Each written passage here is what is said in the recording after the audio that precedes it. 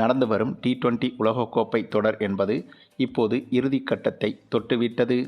இன்னும் ஒரே ஒரு போட்டியான ஃபைனல் போட்டி மட்டும்தான் மிஞ்சியிருக்கிறது. அதிலும் இன்று கடைசியாக நடைபெற்ற செமிஃபைனல் போட்டியில் இந்திய அணியும் இங்கிலாந்து அணியும் மோதியிருந்தது. ஆமாங்க, நடந்து வரும் இந்த T20 உலகக்கோப்பை தொடர் என்பது முதலில் குரூப் சுற்றுகள் நடைபெற்று அதற்கு பிறகு சூப்பர் 8 சுற்றுகள் நடைபெற்று இப்போது செமிஃபைனல் சுற்றுகள் நடைபெற்று வந்தது. இன்றைய தினம்தான் செமிஃபைனல் சுற்றில் கடைசி போட்டியும் முடிவடைந்தது. இந்த செமிஃபைனல் சுற்றில் 4 அணிகள் தகுதி பெற்றது.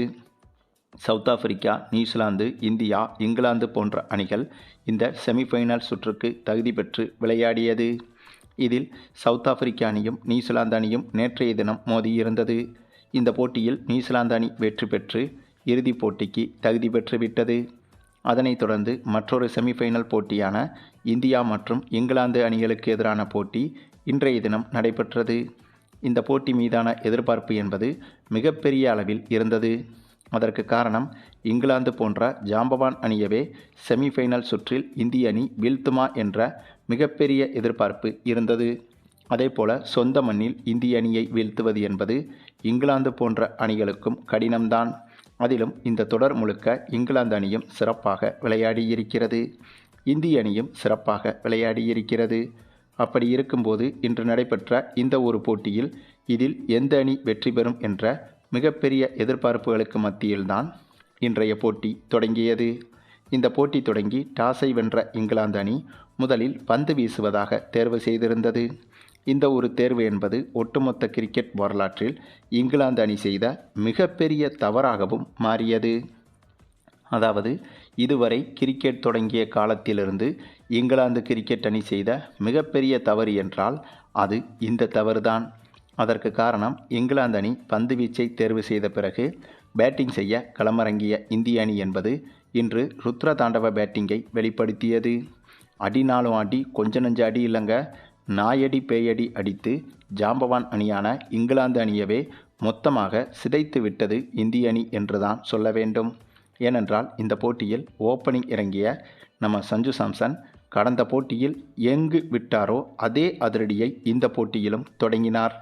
42 பந்துகளை எதிர்கொண்ட இவர் 7 சிக்சர்கள், 8 பவுண்டரிகள் என விளாசி 89 ரன்கள் வரை எடுத்து கொடூரமான அதிரடியை வெளிப்படுத்தியிருந்தார் சஞ்சு சாம்சன்.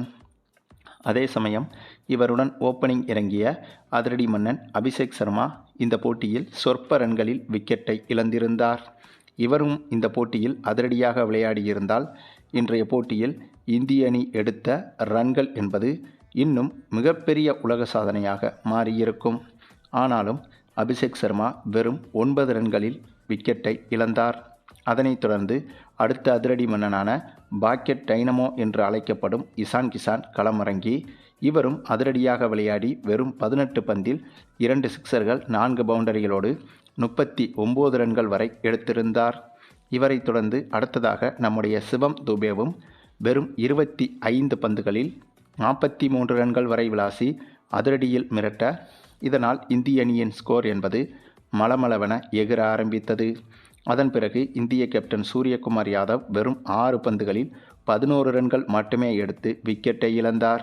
இவருக்கு பிறகு அதிரடி மன்னன் ஹார்திக் பாண்டியா களமிறங்கி வெறும் 12 பந்தில் 2 சிக்சர், 3 பவுண்டரிகளோடு 27 ரன்கள் எடுத்து கொடுக்க, இவருக்கு உறுதுணையாக திலக் வர்மாவும் வெறும் 7 பந்தில் 21 ரன்கள் என அதிரடியாக அடித்து கொடுக்க, இதனால் 20 ஓவர்கள் முடிவில் 7 விக்கெட் இழப்பிற்கு இந்திய அணி 253 ரன்கள் என்ற உலக சாதனை இலக்கை நிர்ணயித்தது.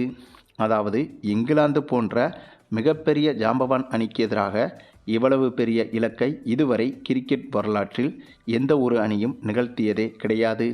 அப்படி இருக்கும்போது கிரிக்கெட்டை கண்டுபிடித்ததாக சொல்லப்படும் ஜாம்பவான் அணியான இங்கிலாந்து அணிக்கு எதிராகவே இப்படியாக உலகமகா ரன் குவிப்பை இந்த போட்டியில் செய்திருந்தது இந்திய அணி. இந்த போட்டியில் இங்கிலாந்து பவுலர்கள் ஒருவர் கூட ஓவருக்கு ஓவர் 10 ரன்களுக்கு குறையாமல் கொடுக்கவில்லை. அந்தளவுக்கு இன்றைய போட்டியில் இங்கிலாந்து பவுலர்கள் யார் வீசினாலும் அவர்களின் ஓவர்களில் தாறுமாறாக ரன்கள் மழை பொழிந்தது.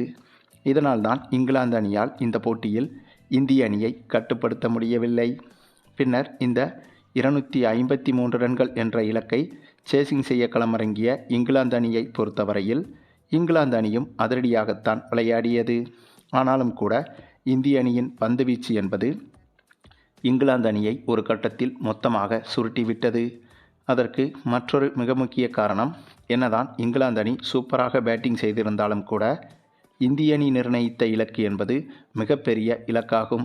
இப்படிப்பட்ட இலக்கு கண்முன்னால் இருக்கும்போது ஓவருக்கு ஓவர் 13 ரன்களுக்கு குறையாமல் எடுத்தால் மட்டும்தான் இந்த போட்டியில் இங்கிலாந்து அணியால் வெற்றி பெற முடியும் என்ற அந்த ஒரு மிகப்பெரிய டார்கெட் என்பது இங்கிலாந்து பேட்ஸ்மேன்கள் ஒவ்வொருவரின் மனதிலும் ஒவ்வொரு பந்திலும் இருக்கும். அப்படி இருக்கும்போது ஒரு ஓவருக்கும் 13 ரன்களுக்கு குறைவாக எடுத்துவிட்டால் அடுத்த ஓவரில் ரன்கள் என்பது அதிகரித்துவிடும். ஆகவே அந்த ஒரு பதட்டம் என்பது இங்கிலாந்து பேட்ஸ்மேன்களை இந்த போட்டியில் கதிகலங்க வைத்தது. இதனால் கடைசி வரை போராடிய இங்கிலாந்து அணி ஒரு கட்டத்தில் தோல்வியையும் தழுவியது. ஆக இந்த போட்டியில் இந்திய அணியின் இந்த பிரம்மாண்ட வெற்றி என்பது இந்திய அணியை இறுதிப் போட்டிக்கு கொண்டு சென்று விட்டது. இதன் காரணமாக வரும் ஞாயிற்றுக்கிழமை இந்திய அணியும் நியூசிலாந்து அணியும் இந்த T20 உலகக்கோப்பையில் இறுதிப் போட்டியில் பங்கேற்க இருக்கிறது. இந்த போட்டியை பொறுத்தவரையில் இந்திய அணிக்கு T20 உலகக்கோப்பையை வெல்வதை காட்டிலும் இன்னொரு மிக முக்கிய சவாலும் காத்திருக்கிறது. ஏனென்றால் இந்திய அணிக்கு சவாலான அணி என்றால் அது நியூசிலாந்து அணிதான். டெஸ்ட் உலகக்கோப்பை உள்ளிட்ட முக்கியமான இறுதிப் போட்டிகளில் நியூசிலாந்து அணியிடம் இந்திய அணி தொடர்ச்சியாக தோற்றிருக்கிறது. சாதாரண போட்டிகளில் கூட நியூசிலாந்து அணியை இந்திய அணியால் எளிதாக வீழ்த்திவிட முடியும். ஆனால் இதுபோன்ற முக்கியமான தொடர்களில், அதுவும் இறுதிப் போட்டிகளில் நியூசிலாந்து அணியை இந்திய அணி வீழ்த்துவது என்பது கிட்டத்தட்ட இதுவரை சாத்தியமில்லாத விஷயமாகும். ஆகவே இந்த T20 உலகக்கோப்பையை இந்திய அணி கைப்பற்ற வேண்டுமென்றால் இறுதிப் போட்டியில் நியூசிலாந்து அணியை வீழ்த்தினால் மட்டும்தான் உலகக்கோப்பை இந்திய அணி கைகளுக்கு வரும் என்பதை தாண்டி இந்திய அணிக்கு இருக்கும் இந்த ஒரு பயம் என்பதும் முடிவுக்கு வரும். அதுவும் இப்போது இருக்கும் இந்திய அணியால் மட்டும்தான் இது சாத்தியம். ஏனென்றால் இப்போது இருக்கும் இந்திய T20 அணி என்பது பலம் வாய்ந்த அணியாக இருந்து வருகிறது. ஆகவே இப்படி ஒரு அணி நியூசிலாந்து அணியை இது போன்ற முக்கியமான போட்டிகளில் வெல்ல முடியவில்லை என்றால் இதற்கு பிறகு உருவாகும் இந்திய அணியால் அப்படி ஒரு வெற்றியை பெற முடியுமா என்பது மிகப்பெரிய சந்தேகம்தான். அதுவும் இந்த உலகக்கோப்பை தொடர் என்பது இந்தியாவில் வைத்து நடைபெறுகிறது. ஆகவே சொந்த மைதானம் என்ற அட்வான்டேஜை வைத்து நியூசிலாந்து அணியை இப்போது இருக்கும் இந்திய இளம் பலம் வாய்ந்த அணி கண்டிப்பாக வீழ்த்தியே ஆக வேண்டும். அதிலும் இந்தியாவில் வைத்து இந்த தொடர் நடைபெற்றாலும் கூட சொந்த நாட்டிலும் இந்திய அணியால் 2 அணிகளை அவ்வளவு எளிதாக வீழ்த்திவிட முடியாது. அதில் ஒன்று சவுத் ஆப்பிரிக்கா, மற்றொன்று நியூசிலாந்து அணி. ஆகவே இந்த இரு அணிகளையும் இந்திய அணி சொந்த நாட்டில் வைத்து எதிர்கொண்டாலும் இந்திய அணியால் வீழ்த்த முடியுமா என்று கேட்டால் அது மிகப்பெரிய சந்தேகம்தாங்க. ஆகவே இவ்வளவு சவால்கள் இந்திய அணிக்கு இந்த இறுதிப் போட்டியில் காத்திருக்கிறது. இதனாலேயே இந்த போட்டி மீதான எதிர்பார்ப்பு என்பதும் அதிகமாக இருக்கிறது. அதுவும் இந்த T20 உலகக்கோப்பை தொடரில் அதிகபட்சமாக அடித்த ரன்கள் என்றால் அது இந்திய அணி எடுத்த ரன்கள் மட்டும்தான். இதற்கு முந்தைய போட்டியில் 256 ரன்களும், இந்த போட்டியில் 253 ரன்களும் என இப்படி உலகமகா ரன்களை இந்த உலகக்கோப்பை தொடரில் இந்திய அணி எடுத்திருக்கிறது.